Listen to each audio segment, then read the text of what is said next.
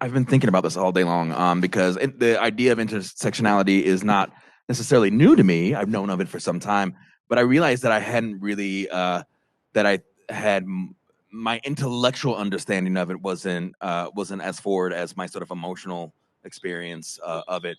Just some background. I'm originally from Kansas. I'm born and raised in Kansas, and so I lived half my life in Kansas, and then the second half of my life has been here in Las Vegas. My mother is a sixth generation Kansan, she's a white lady, farm folk, everything like that. My father is Afro Puerto Rican, and that term in and of itself was really interesting for me because unfortunately my father wasn't too involved with my life, but I didn't really understand that was a thing. It's like you're either Latino or you're Black, and there's nowhere in between. And that's something that happens when you grow up in a place where it's like 95% white, and I have that half of my family, and then the other half, my father's side, is not really part of it. So oh boy, this gets complicated for me, but when that intersectionality, the way I keep on seeing it as a picture, as like layers of literally crisscrossing lines, and the complexity that I had growing up, not really knowing what I was, and everyone asking me what I was really complicated and difficult. I think once I got into college, I went to school at a fine arts school. It gave me, they pushed me to sort of explore the side of myself, and I was able to do that through a lot of the work that I did at that time. But yeah, what it means to me is basically the life that I've lived. I know that sounds really corny, but as time has went past, I'm sorry, I'm kind of all over the place, but my young son, who's 16 years old, is trans, but his mom is half Korean, and it's like just all over the place. And to me, it's really wonderful. I love it. It makes me happy. It makes me feel filled up. But I oftentimes think about like what life would be like. My son loves Kansas because that's where his nana is and everything like that. But like I often wonder what it would be like to be in a situation like that where it's just not quite as accepting. This idea of intersectionality is just like kind of poo-pooed. It's like not a real thing, and that's like kind of the norm, So I don't know. I'm very curious to hear what other people have to say about this topic, but that's sort of the way I feel. It's more of a feeling. It's something that I understand through sort of like life experience. So, actually, I'm sorry. Oh, okay. I'll say just a simple explanation that I am made of many complex layers and identities, and so is everyone else in this room. And some of those things that in relation to me intersect that we have in common. And I think intersectionality as a concept can help us relate, communicate, and collaborate by knowing and being cognizant of all the wealth of identities that we have. So. And to build up, but actually I'm thinking of it beyond just the individual, because I think that this is the power of the very idea. I mean, because everyone is so complex, but really the challenge now is going to be, how does this impact our idea of democracy? Because if we truly want to treat each other as equals, yet we are so different and so complex, it's a challenge to communities to try to deal with that complexity. It's just so much easier to say, you are this, you are this, you are this. You are going to act this way in our society and in our community. And now intersectionality is challenging that.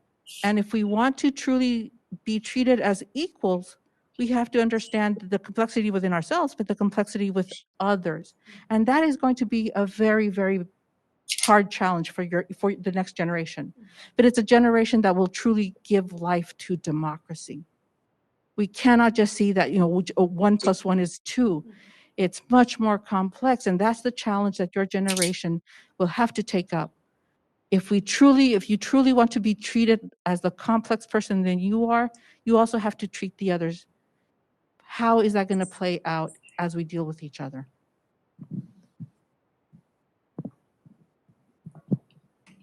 Thank you all so much for sharing. I wanted to ask if our virtual panelists wanted to share anything about that question.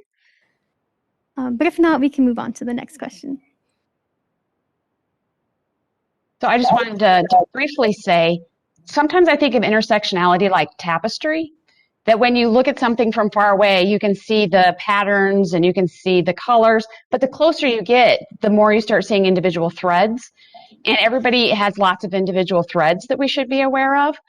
And also kind of making sure, kind of like what Raquel just said, if you have access to resources, if you have a way to mitigate somebody else not being discriminated against, it's kind of your role, if you're thinking of yourself intersectionally, to at least listen and offer help if you can. Yeah, I love that metaphor, like a quilt. But yeah, John, if you wanted to share.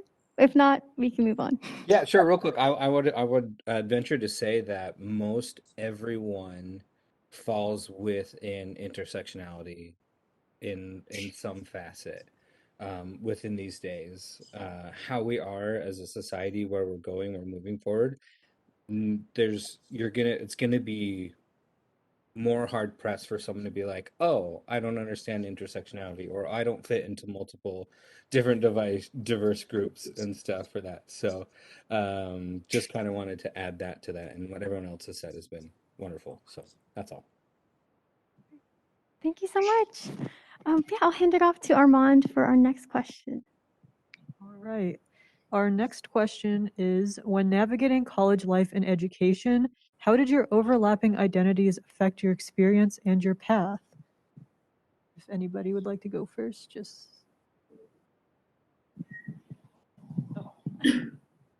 Oh man, that's what happens when I give strong eye contact. So when I was an undergrad here, I identified myself by three major things. I was a feminist, I was an activist, and I was a scholar.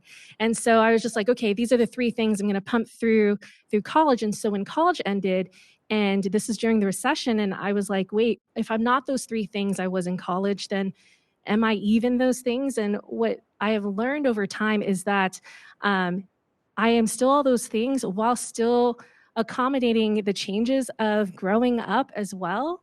And understanding, even when I had to take a very low paying job, that informs who I am today, in my 30s, when I'm relating with someone, especially in food service, which was one of my first jobs coming out of college. And instead of being like, well, I'm still these three things, and so I will act accordingly, now as time goes on and as I get older, I can accommodate new identities that help me evolve as a person and help me be a better person for others. Well, when I went to college, one of the identities that I had, was daughter, sister, and farm worker. My parents, we were raised as farm workers. We had to, when kids would stay and do something on college on the weekends, that's when we would have to go home and help our parents. And if they were picking, we were picking. Summers, that's what we did. I had a full scholarship to Cornell, and the summer before I went to Cornell, I was still picking cherries with my parents because that's how we had to survive. So the identities that created me was what I had to, and there was times when I looked at these kids that were often fraternities and sororities, and I was like, wow, what would it be like to not have to constantly worry about how are you going to get through college monetarily? That is such a burden and for you who are first generation, I know you know it, because you have to take it year by year, semester by semester, and you just don't know if this is the last semester that's going to keep you from completing that path and that journey. And so that weight of class is really, and we don't want to talk about it in America. Race is so much easier. what do you look like? And and based on skin color and all my preconceived ideas, but class, and especially if you're a person of color, it weighs on you in ways that especially white middle class kids don't. I mean, to not have to work, that their parents are paying for college. I was like, wow, how, I mean, there were 6 kids in our family. My parents were going to pay for college. They couldn't. So we were constantly working. We were constantly, thank God for work, study, and Pell Grants. That's what got us through. And but it's all the other hidden scars that we have to heal as we get older. And right now, especially if those who are very young, your scars are so wide open. And you think everybody sees them, but they don't. And that's what's challenging, because it's like, do you understand how much burdens I'm carrying, how much armor I have to put on those wounds in order just to make it through this process? And society just sees you as a young person, as someone who's either going to make it or not. And you just want people and society to just recognize, just recognize. I mean, to say the burdens you carry, we will try to help. And that's how you have to go through college, unfortunately. And hopefully you get stronger. I can guarantee you over time the wounds get smaller. But when you are young, because you have so few resources, you don't know where that next step, if that next step is going to keep you moving you forward, or is it going to be the last step that keeps you from moving forward. So for me, those were the identities that I carried as I went through undergrad. Interestingly enough, when you get to grad school, things do change, because all of a sudden you're part of a club. They let you in, and so all of a sudden you're just like them, but you're not. And the issues of class gets even more arc. It was if you thought seeing people who had been given resources at the undergrad, you should see at the graduate level, where you see the cream of the crop, and you see people that, and I went, my PhD is out of Yale.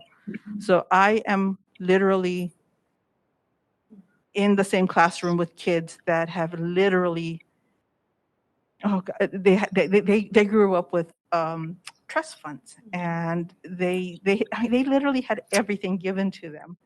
And it's like, how can you say that I'm part of your club when you don't know what I've had to do to get here? So class is important, but once you get your degree, once you have accomplished that, then you get to start healing all of those past hurts. So as you move through, especially this process, just remember, you're going to be young only for a certain amount of time. You're going to be old for a lot longer. And it's a lot better once you get past that point where you feel like you're so limited. You have all this energy, you have all these hopes, all these dreams, but you don't have the money.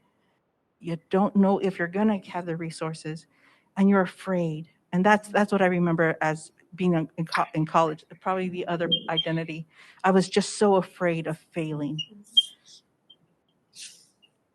But that you'll get over it, because guess what? Even if you fail, you still have a chance to get back up and go at it again. This is really actually interesting, because I had to think about this for a second, because my undergraduate school experience was quite different than my graduate school experience. I went to the Kansas City Art Institute, and class was definitely an issue there, because my mother was a special education teacher. My father, again, wasn't really part of it economically as well. So I guess foolishly, she could see that I was very much into art. So I went to a private art school, and I got into scholarship and through loans and all sorts of fun stuff like that. And I'll never forget the first, we are buddies with everyone, we're friends, but I'll never forget the first time at the end of the semester when all the parents came to pick up their kids.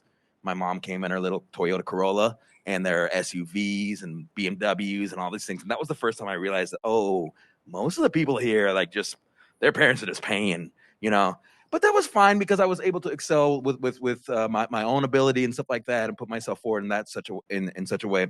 But I just had this thought. Graduate school for me was quite a bit different, actually. Um, a couple months ago, a very well known art critic that was a faculty member here passed away. Everyone, it was a big deal because he was a very intelligent man. He added a lot to the conversation. But my experience as a graduate student sitting in those classes were really that whole period was very triggering for me, because was around 2001. September 11th had just happened. I heard some of the most, you know, just Islamophobic, all sorts of stuff coming out of this very, very intelligent man's mouth, And for me, that was enough. I'd had enough of him, And but there was such a great deal of power involved with that situation and that whole entire dynamic that I ended up feeling very isolated, and I still kind of do, So when he passed away, it sort of triggered a lot of those feelings. And now, mind you, I'm not speaking ill of the man, because he's amazing. He's amazing. Once I left, I read his books, and it was great, and it actually really informed me quite a bit. But like those, I know the next question is about microaggressions, and we'll get into that. But yeah, I mean, the situation was very different, So but then I turned inward as I always do, and just focused on my artwork and spent my 3 years doing that. So okay, I'll leave it there. So. Okay, and then did either of our online panelists want to go ahead? I'll hold off for microaggressions. Did you want to go, John? No, I'll hold off for the microaggressions question. Oh, but okay. Yeah, go for it. Yeah. So every semester at CSN, I will usually have a young female student who will wait till the end of class, and then she'll come up to me and she'll say this: how did you become a professor? She doesn't, they never say why. They never say, why did you want to be a professor? They always say how. And when I hear that word how, I know exactly what they're saying to me. And what I will say to them is, well, when I started out, I sat down with my advisor and I said, I want to be a history professor. I want to get a PhD in history and be a professor. And I was told, you're never going to be able to do that. You don't have the resources, you don't have the background, you don't have the test scores, you're never going to be able to do that, so we're going to put you into another degree. And when I graduated with my PhD, when I was already a full-time professor here at CSN, I called that advisor. But what I said to the student, I said, well, what do you want to be? And she said, I want to be an FBI agent, but they're telling me I should be a nurse. And I said, well, then you should be an FBI agent, and I'm going to help you. And so I think, like Raquel said, that class ends up weighing on you. And when you're sitting there saying, this is what I want to be and this is what I aspire to be, and then to have someone say, you can't be that, and then not even try and help you, it breaks my heart every semester when I hear that word, how. How did you do that? Because I know that it's happening to my students the same as it happened to me.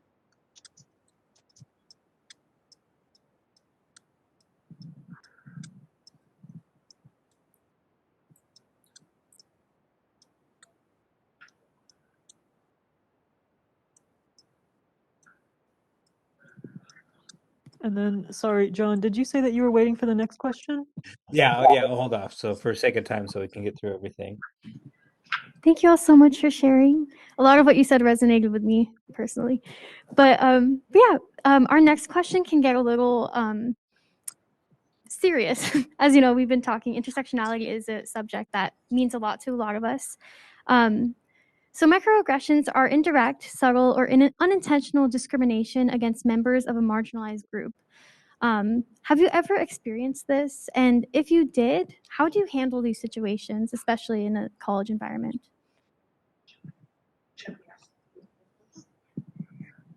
And online guests, if you would like to share your responses first. Sure, I can start off.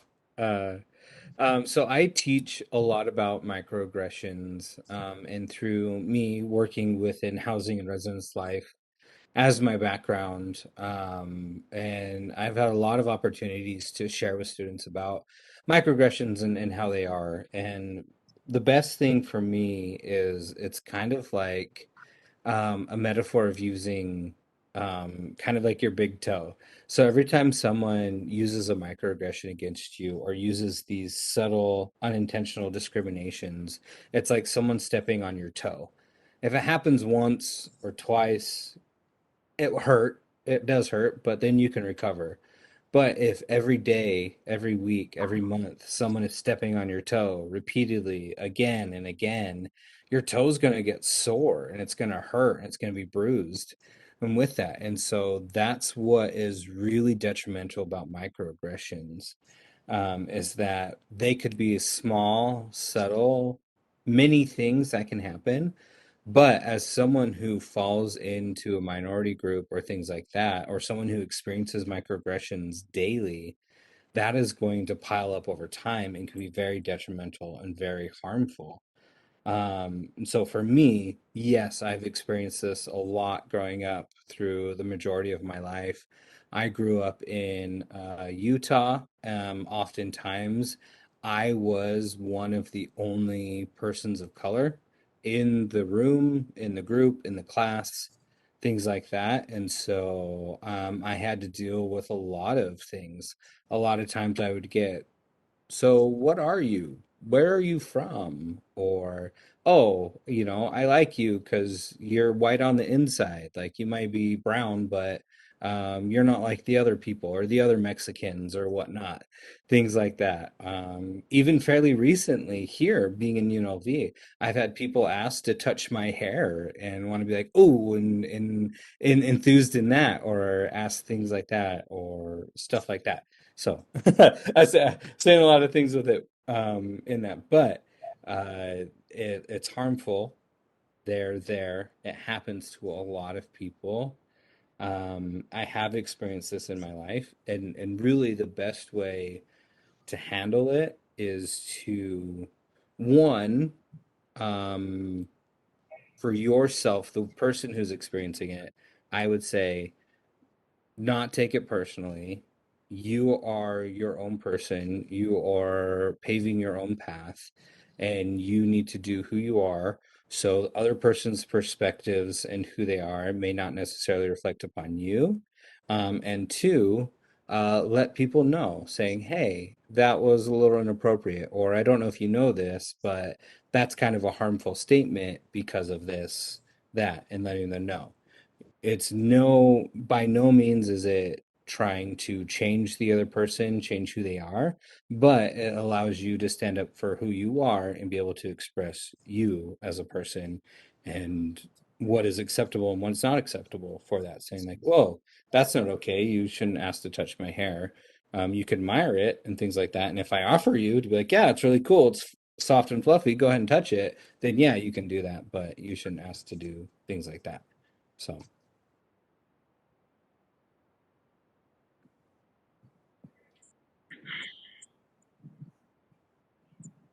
Thank you for sharing that, John. Because, like, for me, a lot of that resonated with me too. Because something that I often get is like, "What are you?" And like, that was very helpful for me to know how to deal with that in the future. But Dr. Cosgrove, if you wanted to share, or I'll go ahead and pass on this one. all right, awesome. So we can move on to our in-person guests. Oh, you young people, you guys are dealing with micro. My generation, it was macroaggressions. It was right up in your face. I got called a spigot when I was at Yale. When I kindly told the guy, let's step outside and I'll show you. So it is a way. I mean, and as a human being, passive, you can call it passive aggressive, but when it becomes a question of, what they're asking, and the backhanded compliments that I always love. Oh, you're not like them. You're like us, but you're never like me. Why is it that I can be like you, but you can never be like me? And the difference is this.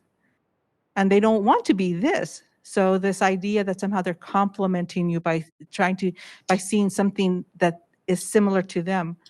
The only way I could handle microaggressions in an academic setting is just being just as smart, if not smarter than them. And if they wanted it to challenge, let's go. In the world of ideas, I am as equal to you. And I've done the reading. I can use the verbiage that is being used, and I can do it just as well as you. So if you want to come at me with aggression, I can either match it, or I can prove to you one-on-one that I belong and that you will deal with me as I want to be dealt with. Coming in an academic world, it wasn't just race, it was also gender. How many times did I walk into a room and I was the only brown person in the room? Most of my graduate career, and actually most of my academic career. I still have to prepare myself to the time when I can go in and I know that I might be the only brown person in the room. In terms of being a woman, how many times did I walk in and I was the only woman in the class? So the only thing you need to learn, you have to defend yourself, but how you and what you find as enough of a defense, because when I was younger, I called it my armor. I literally mentally had to put on my armor every time I went out because I just didn't know who was going to come at me. If it was a friend, and that's what hurts most, because they're the ones that, oh, this is my friend. How could they say that? Why are they thinking that way? People you don't like, that's easy.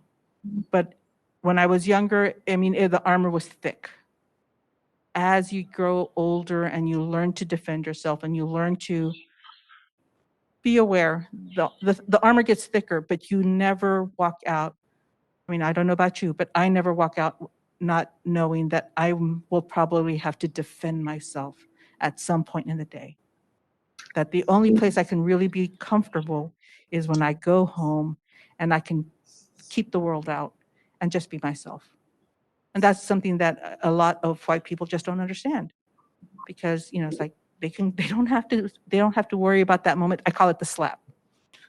When you're just going on your day and somebody says something, and it's basically it's just that, it doesn't hurt, but it just, oh, okay, I let my defenses down. Shame on me. But the fact that I have to always be, and that there's that moment of guilt that I let my defenses down, that's not fair. Why should I always have to have that sense of being on the defensive? But as being a brown woman in this particular place, that is my reality. And hopefully there will be a point in time when society doesn't have that, but you just learn to deal with it because it happens so often, and that's the sad commentary. But you'll be strong and you'll be able to develop the defenses you need to develop, and you'll move on because you have to, and you're strong enough to move on. Macroaggressions, absolutely. When I was a kid growing up in Kansas, I had some really, really awful things said and done to me and my brother and my sister. I don't need to tell the whole entire story, but there was a situation in middle school that I loved rap music when I was in middle school. I was just discovering it, and I thought it was the greatest thing in the world. But it was basically me and my friend, and peers were not into it. And one day I showed up, and they had broken into my locker and like replaced all my hip hop magazine stuff with a racist rap, a KKK rap. That's what it was called. I learned a lot from that situation because obviously that was hurtful, but what I realized more than anything else is that those kids that were really, really on me were also some of the poorest kids in our school, and the ones that had awful home situations. My best friend lived next to a trailer park, and we saw those kids running around. We saw their drunk parents going crazy and stuff like that. We realized that they were having a rough situation. And as far as like the armor and stuff like that I've taken on, I hear people say, like provocateurs in society and stuff, say racist things all the time, and I don't get offended by that stuff anymore. That's not to say that I don't dislike. I definitely dislike it, but I see weakness. I see like mental just degradation. It's not coming from a place of power, even though those feelings can often be backed up with a lot of power, which that's when it gets frightening. But as far as microaggressions go, as you said, the ones that hurt most are the ones that are from friends and family and stuff like that. Not so much from family in my situation, but friends for sure. I dated a girl who her favorite joke was to tell me that I wasn't Mexican enough because I didn't speak Spanish. And I'm not Mexican, which puts me in an awful place because I'm, you know, but she thought it was funny. And she'd always say that I'm more, she would say, even though she was a white girl, that she's more Mexican than me because she grew up in Riverside with other Mexicans. And those type of situations are really rough. I had a friend, who I was sure I was probably a little bit annoying, but I was having a conversation about the state of hip hop, rap music, and all this, and she just stopped me and said, like, "You're not black. Why do you care?" You know, and that just like set me off. I didn't know what to say, and those are the type of things that always get me, the things that stay on my mind forever and ever, because I know I didn't say the right thing at the right moment. I should have stood up for myself, you know. But truth be told, a lot of those things still come at me, but they just don't affect me the same way. They just don't, because they're there, but like I just can't hold on to that anymore. So yeah, that's all I've got to say about that. So Thank you so much. I know that's a really difficult thing to talk about sometimes, especially when it comes to personal experience. Yeah, it also hit me in a place that was very personal, because I luckily haven't had to deal with as much because of a lot of like the way that class and being white passing intersects. But I've heard a lot of stories from family members and sort of like gotten the intergenerational trauma like lore of going through and having to face things like that every day. So thank you so much for sharing. And then our next question is, did you find community with those who shared your identities? If so, how did you find that community? And if anybody would like to go first, just let us know.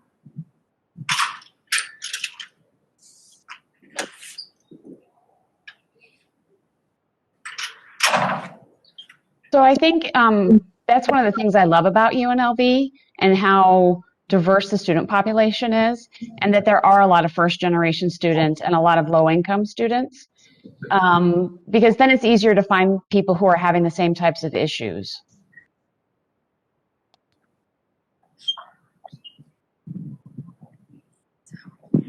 Okay, thank you. Because this is interesting, because you know, what is community? Because for me, actually, in grad school, the people I had the most difficult time were with other students of color. Because and at Yale, there was they accepted 2 Mexican Americans in that year, myself and another male. And everybody was trying, and I talked with him, and within that conversation, I know he and I are not going to be friends. His father was a gynecologist from El Paso. His sisters were at Brown, Harvard. He went to Princeton. He grew up with servants. He was Mexican American. He was, his father.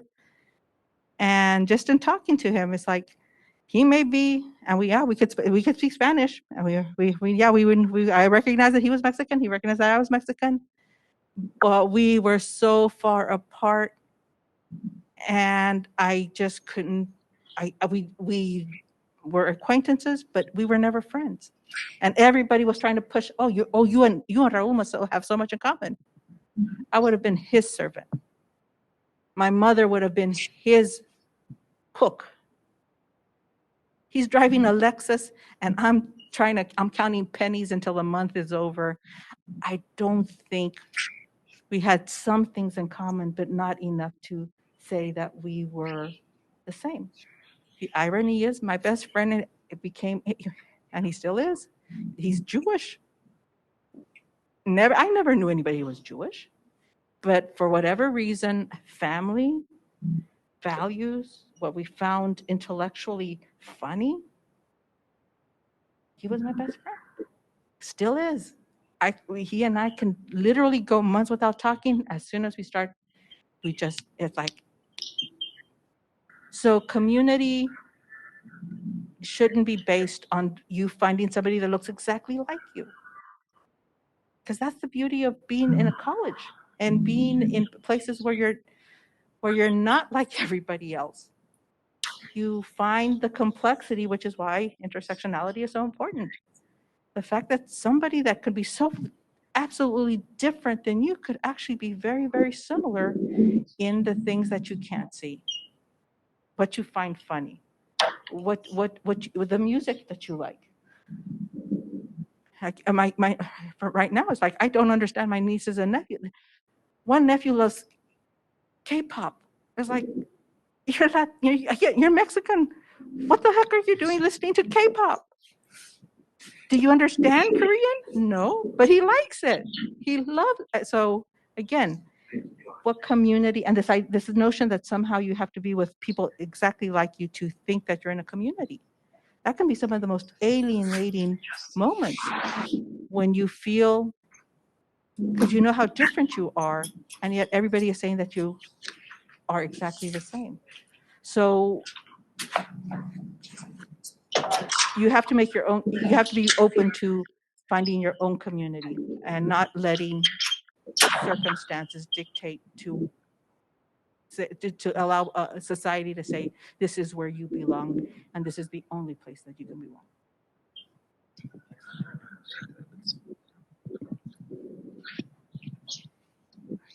Thank you all for sharing. That's kind of opened my eyes a lot because I really didn't realize that. Because First Generation Club and the Men of Color Alliance are made to create that sense of community. But you don't necessarily have to have that community with people who look exactly like you. So thank you so much. But yeah, our next question is, well, we kind of talked about this, but what barriers did you counter on your path to higher education? And were there any resources that helped you with those barriers that could potentially help students in the room and virtually?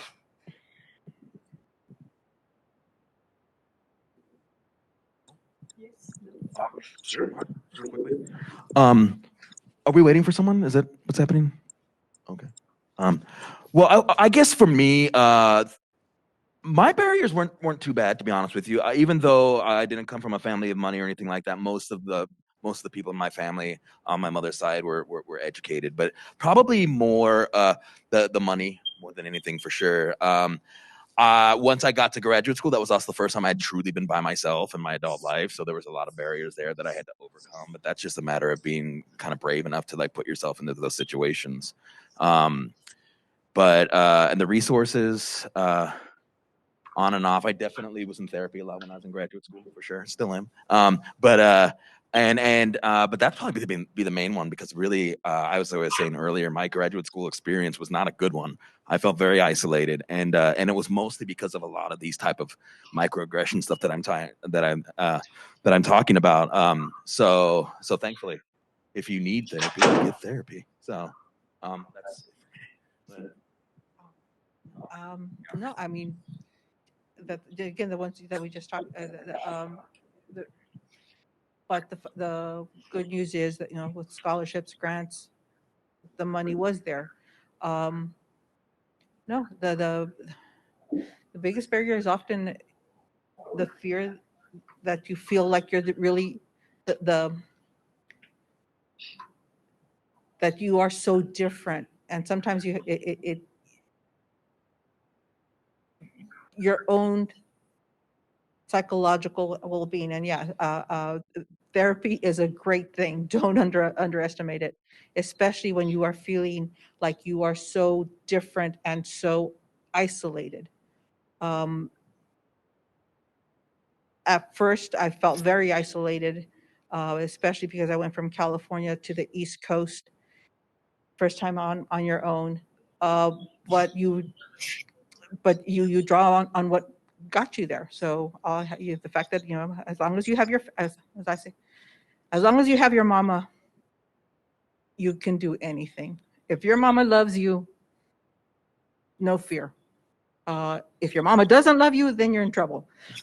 But if your mama loves you, what should you be afraid of? There's always someone there who's going to be there. So the biggest barrier, I think, initially is your own sense of fear and your own sense of, I just don't know if I'm going to be able to make this, because it just seems so overwhelming. But you just keep moving forward and you get through. Okay, thank you. And also thank you especially for mentioning therapy, because just thinking about it now, that's something that I think a lot of people who come from different backgrounds are like turned off from. I know that my mom is from Thailand and she loves to say that therapy is for white people. And I like to say, well, I'm half white, so I guess it's for me. And then I think our next question is, what do you wish you knew then that you know now?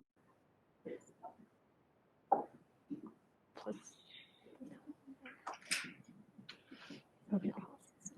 Okay. Sorry. What do you wish that you knew then that you know now? Whoever wants to go, including online panelists.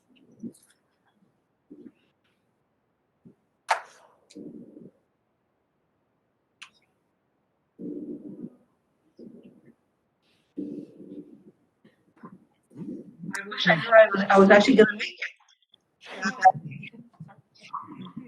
The one thing that would have been really helpful is if you've seen the LeBron James commercial where he's talking to his younger self. I wish I could go back to my younger self and look and just say, you're going to do it. Don't be so afraid.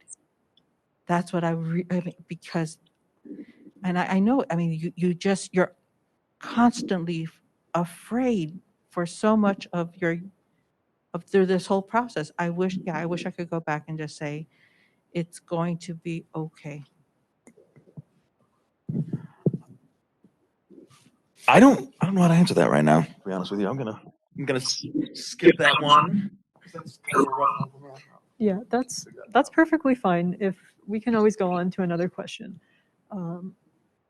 This thing loves to.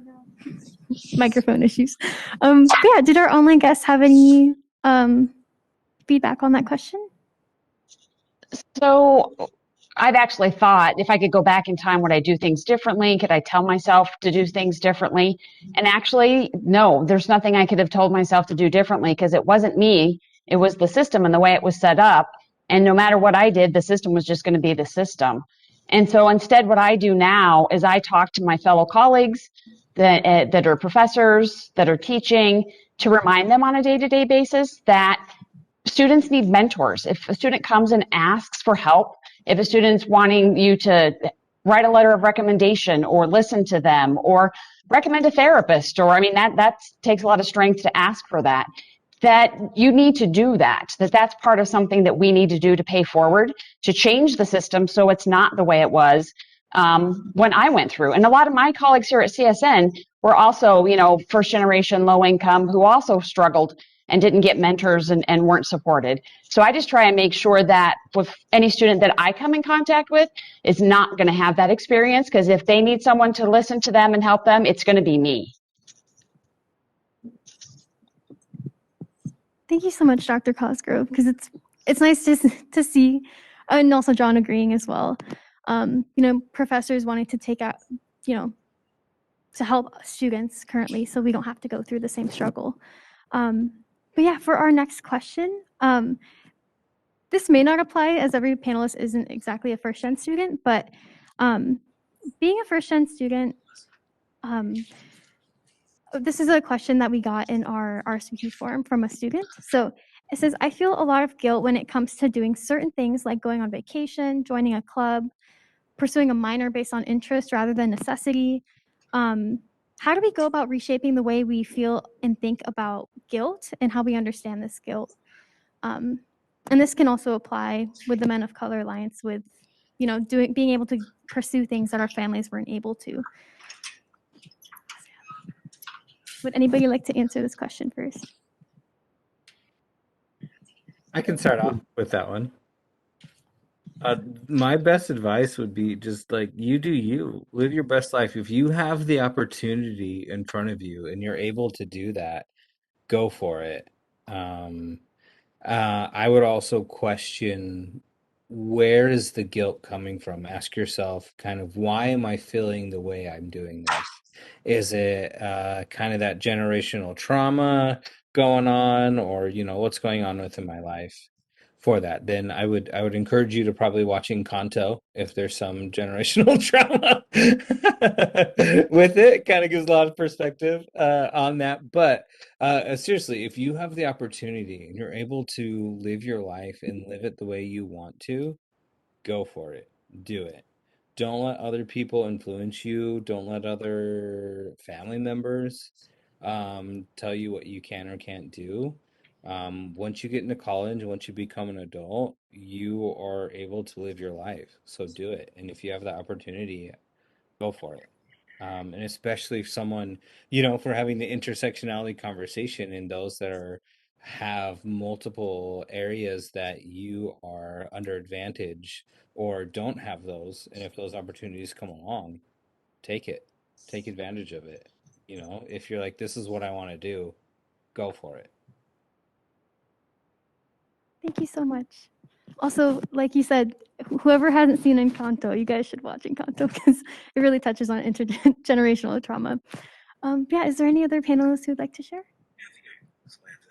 So when it comes to intersectionality and all that stuff, I do actually think that it's really important to like take full recognition of the privilege, right? Because I never felt guilty for being an artist. I've sometimes regretted it because when I look at my bank account and stuff like that, but I've never, my mother did a wonderful job with us, all three of us, we all went very, very separate ways, but there's never a day when my mom said, don't be an artist, don't do that, so, but that's like a huge place of privilege, not just like I have so many artist friends who that was their, for the first part of their life as an artist, that was part of it. Like just their parents saying, no, you're not going to do that. You're not going to do that. That's ridiculous, and so I'm really, really, really thankful for that. But like in general, just taking, taking a serious look at at the privilege that you've lived in your life is really important. I've walked down alleyways in downtown Las Vegas at 2:00 in the morning without any fear. I don't know who else has done that, but it's a big thing. It's a really, really big thing. So that's just what I want to add to that. So.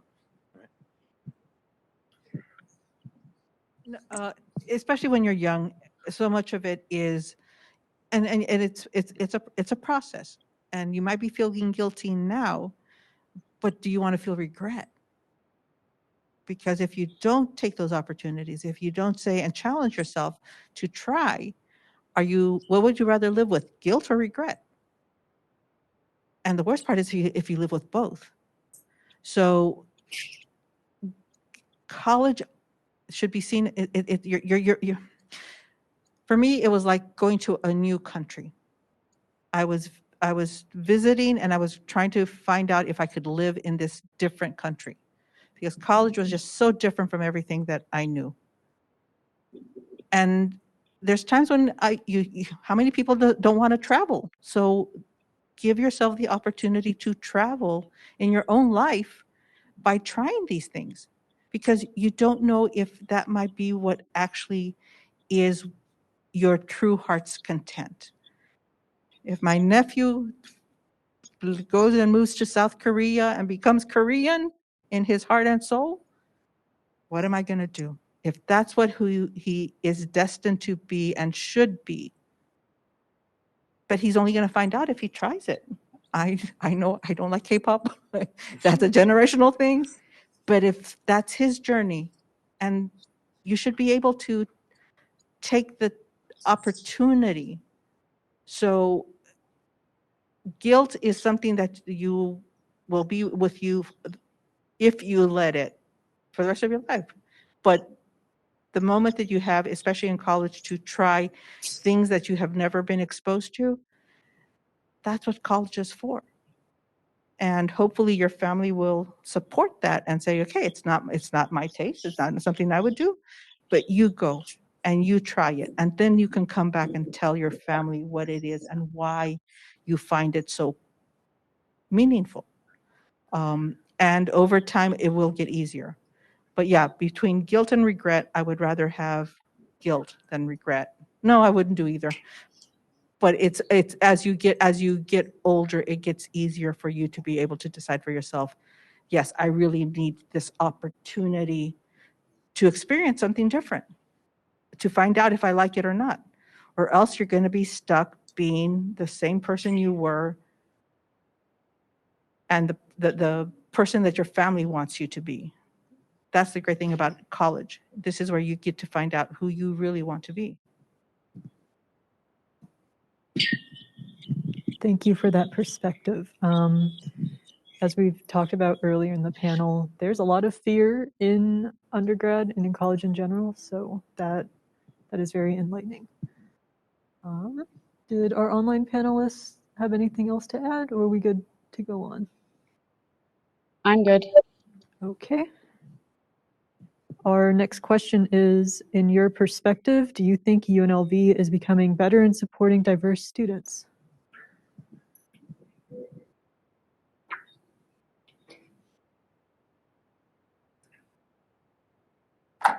Yes. That's all I really. Okay. Yeah. Do you want, would you like the mic? Yeah. No, you deserve more. You deserve more. If this university is saying that we are the most diverse university, then I want to see it expressed in as great amount of diversity as the students are, and it is limited. And I will say this to the administration, no, I don't think UNLV is living up to its responsibility in allowing students to express that diversity. And it is copping out on investing in that diversity. Okay, all right. So obviously my answer wasn't good enough. No, because I think actually I think that's a very wonderful point that you make, because I say yes because my favorite thing coming from Lily White, Kansas, my favorite thing every semester is like looking at my roster and like such the diversity of names and accents and everything, places of origin that I see. That makes me deeply happy. But indeed, I mean, I also teach in Grant Hall. I don't know if you've ever been to Grant Hall before, but it is not exactly a place that facilitates.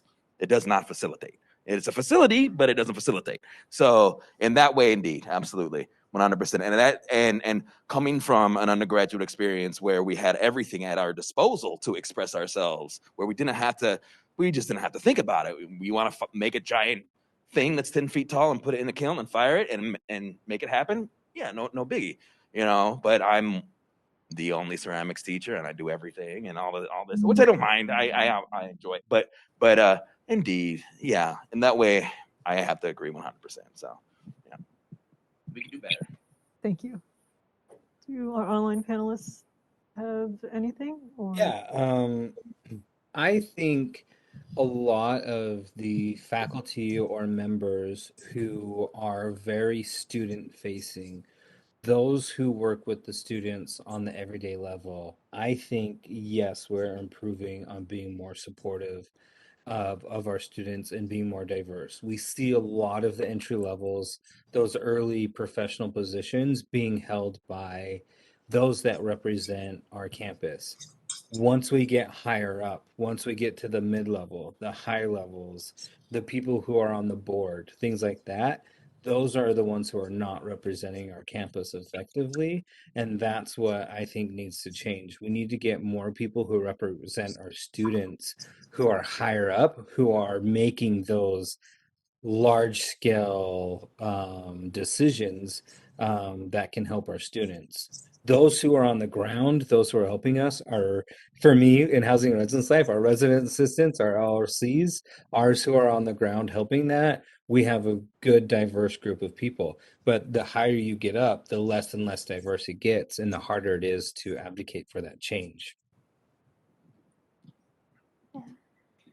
Thank you all so much for sharing, because that was something I talked with one of my other professors about, because I used to be a psychology major, but now I'm gender and sexuality studies. And I saw the shift when I switched my major, because in psychology, I didn't see myself represented in my professors.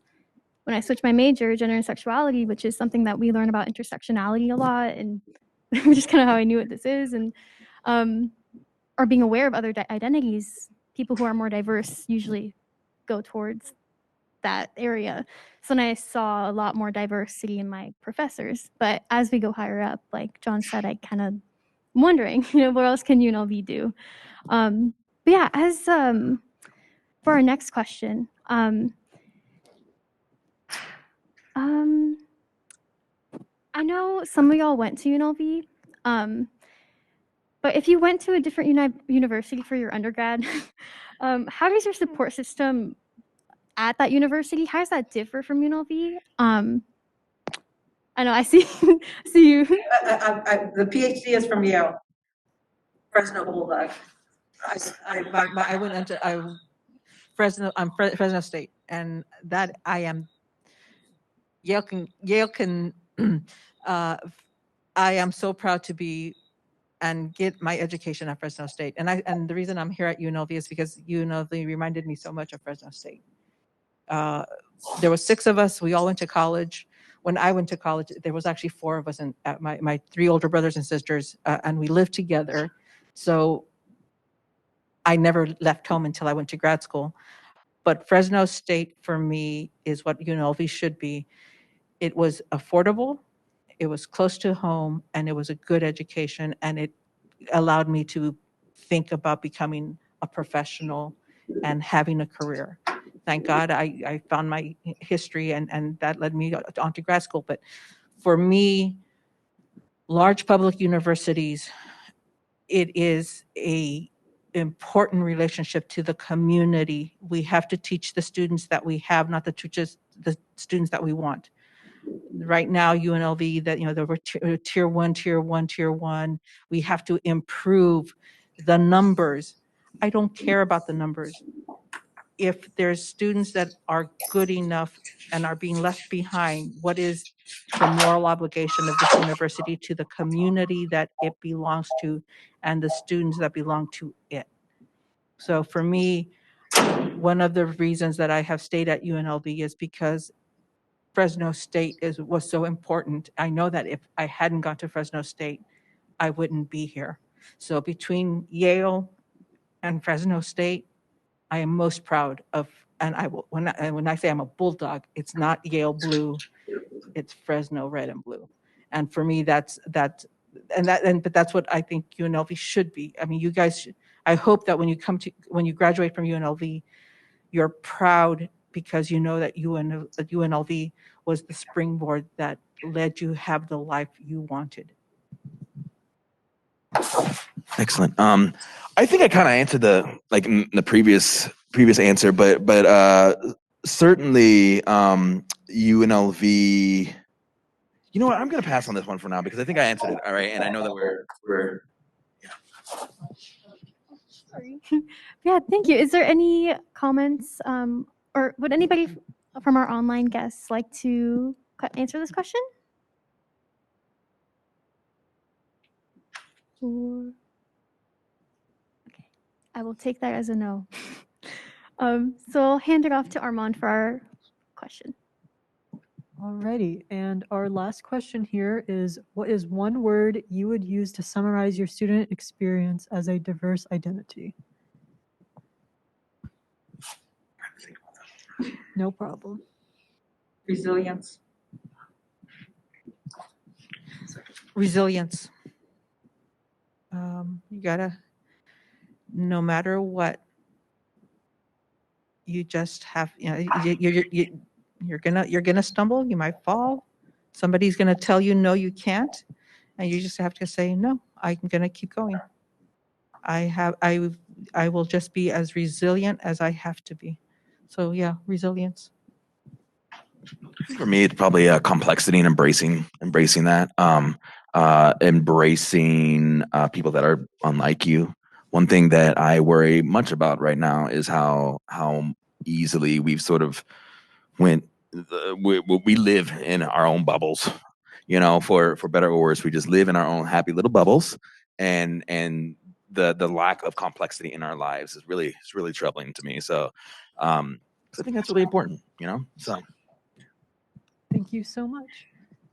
Do our online panelists have any input? Yeah, for me, I would say the word probably would be code switching. If you are able to switch and change put on that mask, change who you are, change your vernacular to fit the majority group in which you're in, the more successful you'll be. Which is very, very unfortunate to say or to be a part of. That's not something I would have want my student experience to be. But if you're able to, for me, coming from Utah, which is predominantly white, LDS, and the majority, and it's very, very similar with what the majority is, and not a lot of diversity. So if you're able to fit within that group and that majority, you're able to easier navigate through kind of your experience that you're in. So the unfortunate one is kind of code switching with the diverse identities, because you have to be able to switch who you are at a given notice. That is something here at UNLV I would like to not have to happen with people. I would like it to get to a point to where people can be themselves, not have to switch or change or put on a mask to be able to effectively navigate through their college experience. Thank you. Thank you so much for sharing. Dr. Cosgrove, did you have a word that you'd like to summarize your experience? She had to leave. Oh, okay. Sorry. But yeah, thank you all so much for sharing. That is our very last question of our prepared questions, but are there any questions from our guests online or in person? Or comments or anything? Okay, I will leave that off. But yeah, I just want to say thank you to all of our panelists and everybody for attending. And, you know, it really is a subject that can get a little emotional and is very vulnerable. So I really, really appreciate y'all taking the time. You're not alone. You're not alone. Just. You guys aren't alone. I mean, again, the fact that all of you are first generation, you may not have anything else in common, but at least that you have that in common. So reach out to people, you'll be surprised at who might actually be the most helpful. The people that helped me get here were white men.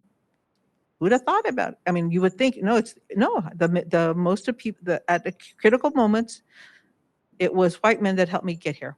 So you don't know who will be the one who can help you the most.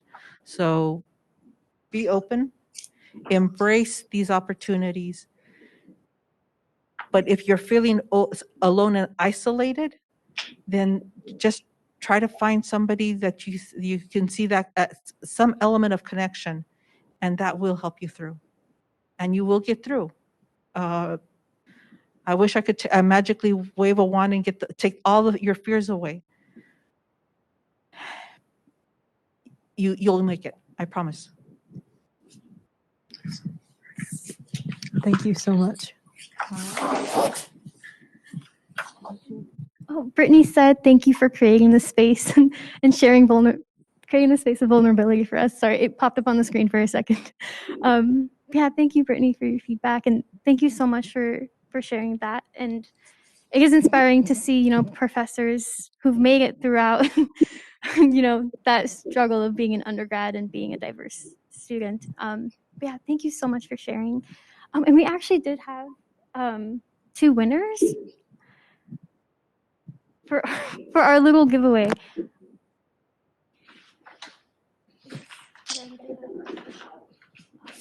So our 2 winners are Daniela Alvarez and Ashley Umal, and we're going to be reaching out to you via email to be getting your prize. Yeah, your little swag bag. But yeah, that's everything. Yeah, thank you so much for your time, and I hope you all have a wonderful rest of your night. Yeah, that's everything. Great. A big round of applause for our